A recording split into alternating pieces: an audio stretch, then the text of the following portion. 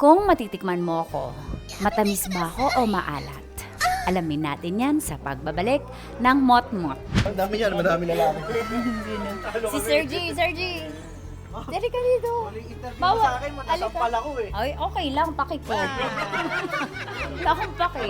Sergi, kung matitikman mo ako, ano gusto mo, maalat o matamis? Maalat, ma'am.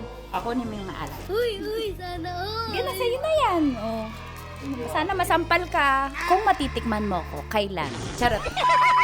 Kung titikman mo ko, matamis ba ako o maalat? Gusto ko matamis. Matamis. Oo. Okay, get your sweets. Okay, go. Welcome. Ang pinagagawa ko, ito na naman, 30. Sasabihin naman, pokpok ba to, DJ? Pokpok. Kung matitikman mo ko, anong lasa ko? Matamis o maalat? Gusto ko muna subukan. Hindi ko matamis. Matamis. Yummy.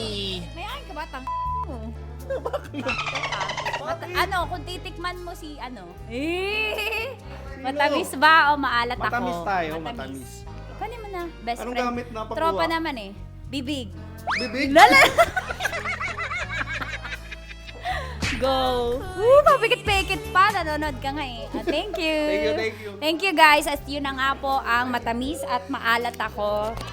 Mot-Mot. So yun lang. Subscribe na kayo sa YouTube namin, Love Radio Manila, para maging updated pa kayo sa mga kapokpokan ko. Thank you.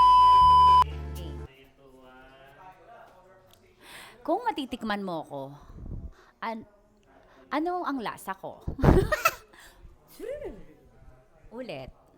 Isama mo yun sarap manood ng radyo, no? Ginawa mo na talagang bisyo ang panonood sa amin, no? Umabot ka na rito eh. Huy!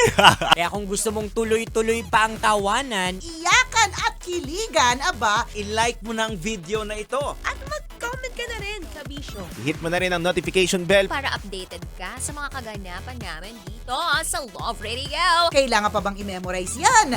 Basic.